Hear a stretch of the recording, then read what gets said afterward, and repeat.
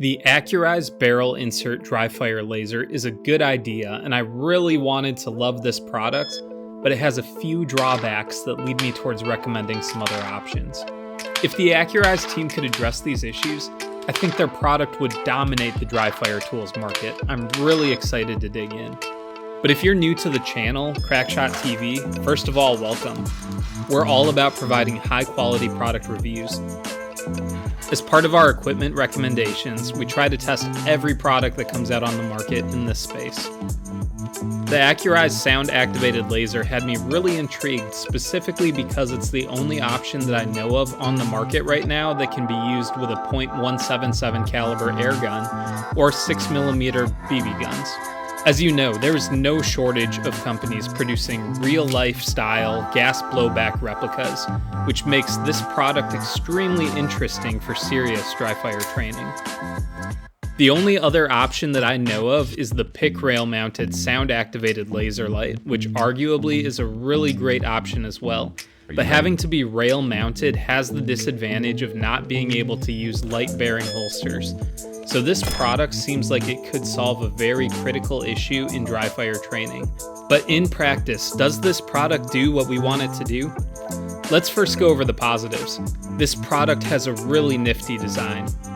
The end is magnetized, so it should ideally hold in the barrel of your training device. It also has O-rings that should help keep a tight seal in the barrel and keep it from moving around too much. I did notice it still was fairly loose in this Umarex Glock 19 clone that I have, and after a few Dryfire shots, the device started to come out. That said, a piece of tape held it in snug, so no issues there. I really appreciate the design. It is compact enough that it doesn't exceed the slide width, at least on this Glock 19 clone. Although the Umarex itself is out of spec with factory Glock, as it's a bit wider and doesn't work in very many Glock holsters. That said, this setup with the TLR1 works just fine in a universal Blackhawk Omnivore, which is my preferred holster for Dryfire testing.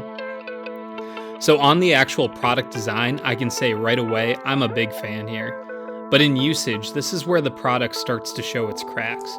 This product has one design choice that keeps it from being practical for practical shooting training. The sound activation is fairly sensitive. However, I immediately noticed that it would not detect follow-up shots. So I hopped into the manual and saw that Accurize is purposely designed to have a 1.2 second gap between shots. This is an eternity in a gunfight. No one waits 1.2 seconds between shots, especially not for serious competition training.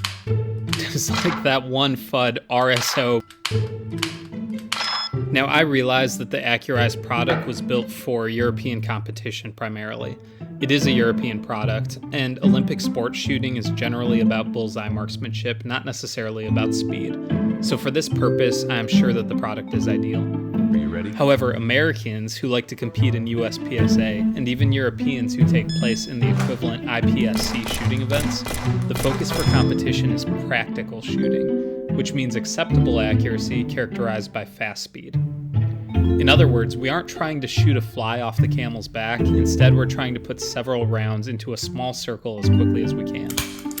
So with that 1.2 second delay, the product is not usable for USPSA style competition. And this for me was heartbreaking, because it would pair so perfectly with the huge variety of ultra-realistic BB pistols now on the market.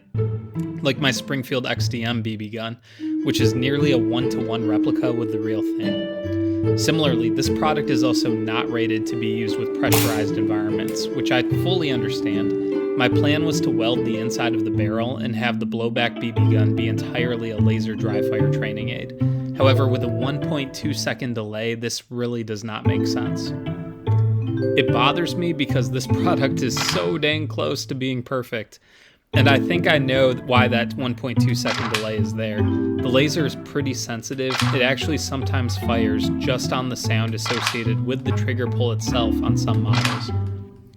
The laserlyte sound-activated products actually have this problem. I think they were trying to avoid that problem with Accurize. Still, I'd rather have that issue of it having a double fire occasionally than have such a long delay. The ideal, in my opinion, so Accurize, if you see this video, please take note, would be able to have a model with a 0.15 second delay between shots. Why 0.15? Well, most shooters are not really able to go faster than that with their split times, even on a bill drill. The average is about 0.2 seconds, even shooting fast. Sometimes that will be exceeded a little bit, but faster than 0.15 seconds is extremely rare unless you're Jerry Michalek. Still yet, if the fear is that the sound, like the release of the trigger, will result in a false positive, the 0.15 seconds is enough to overcome that. So this product still has its uses in training new shooters, since a new shooter isn't going to be focused on shooting speed, more so on the fundamentals. If you're an airgun shooter and you're more of a bullseye airgun shooter, then this honestly is probably a really good product for you. But those of us who are looking for a solution for USPSA style competition training, unfortunately this isn't the product for us. I hope this video was helpful to you. If it was, please consider subscribing to the channel. I hope you have a great day.